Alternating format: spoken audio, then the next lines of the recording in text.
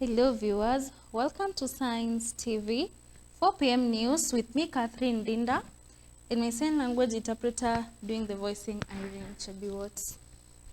The Institute of Certified Public Accountants of Kenya, ICPAK, has demanded an independent investigation into the employment saga at the Social Health Authority, SHA. This comes in the wake of reports that Andrew Kipkurui-Rotich, a whistleblower who exposed a multi-billion shilling scandal at the authority, was excluded from the recent list of reappointments. Rotich, who previously served as the Deputy Director of Audit at SHA, is said to have lost his position after lifting the lid on massive financial irregularities. His omission from the reappointment list has raised concern among stakeholders about possible victimization of whistleblowers and lack of transparency in the authority's hiring process. Moving on.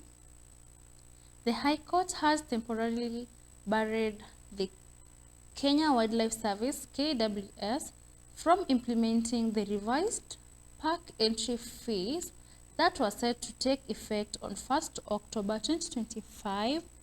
Justice John Chigiti of the Milimani Court issued a conservatory orders following a petition filed by the Kenya Tourism Federation, KTF, challenging the timing and process of introducing the new charges.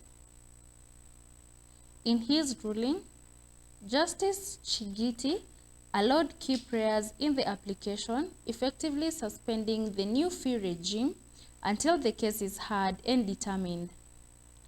The court directed KWS and the State Law Office to file their responses within 7 days of being served with the substantive motion. The case is scheduled for mention on November 25, 2025. Until then, the revised charges remain suspended, meaning tourists and other park visitors will continue to pay the current entry fees. The ruling provides temporary relief to players in the tourism sector who had opposed the increment, arguing it would hurt recovery efforts in the industry. Moving on, students from KCA University have developed and launched Trilio, a pioneering mental health application designed to support the emotional well-being of their peers. The app marks the first of its kind created by students at the institution and seeks to provide solutions to challenges facing young people in managing stress, depression, and related issues. The developers say the platform offers a safe space where students can openly seek help while addressing the stigma often associated with mental health.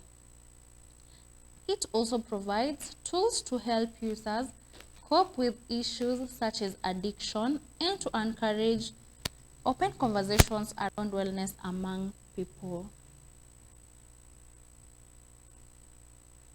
On to our other news. A family in Junju Village, Kilifi County, is mourning the death of their son, Austin Tunje, a grade 8 pupil at Gongoni Primary School.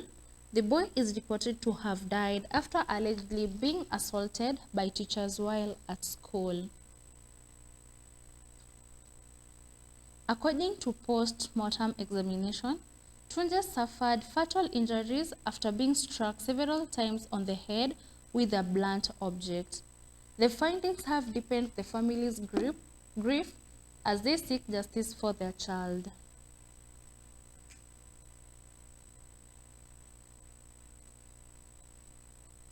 The incident has sparked outrage in the community, with calls for thorough investigations into the circumstances surrounding the pupil's death. Parents and local leaders are demanding accountability and the protection of children within learning institutions. Moving on, fresh cases of bandit attacks and cattle theft have left residents of Samburu North living in fear, with many now calling on Interior Cabinet Secretary Kipchumba Murkomen to take urgent measures to restore security. Armed raiders recently struck in Baragoi and Kilepoi areas, killing several people and driving away hundreds of livestock, sparking renewed concern about rising insecurity in the region. According to police reports, heavily armed attackers have staged multiple raids in recent months, leading to deaths, injuries, and the loss of large herds of cattle, goats, and sheep. Security forces have managed to recover some of the stolen animals through joint operations involving police, the Anti-Stock Theft Unit, and local reservists. But residents say their interventions remain inadequate in curbing the persistent menace. Community leaders and residents have urged CS Murkomen to intensify security operations, boost intelligence networks, and ensure perpetrators are arrested and prosecuted.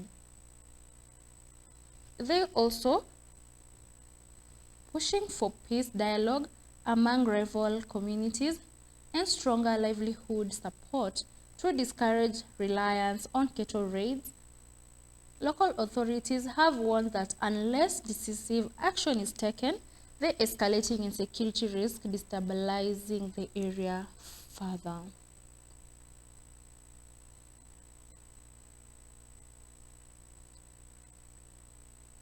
Two Kenyan human rights activists, Bob Njagi and Nicholas Oyo, have gone missing in Uganda after being allegedly abducted by armed men while attending an opposition campaign event for Bobi Wine. The Ugandan opposition leader condemned the incident, accusing President Yoweri Museveni's government of targeting the pair simply for associating with him. Kenya's police spokesman Michael Mushiri said he was unaware of the matter, while Ugandan police are yet to respond. Eyewitnesses reported that 4 armed men forced the activists into a vehicle at a petrol station before speeding off. Vocal Africa, a Kenyan rights group, has demanded their unconditional release. Videos circulating online show Njagi actively participating in Bobi Wine's campaign, appearing on stage beside him. Both activists remain unreachable by phone and their whereabouts are unknown. Their disappearance have revived concerns about cross-border crackdowns on dissent in East Africa.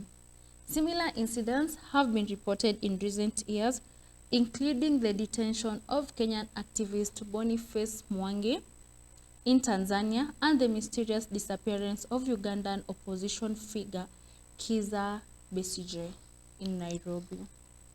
Rights group warned the trend suggests possible collaboration among governments in regions to silence critics and opposition voices. That's all we had for you, our viewer, for the 4 p.m. news.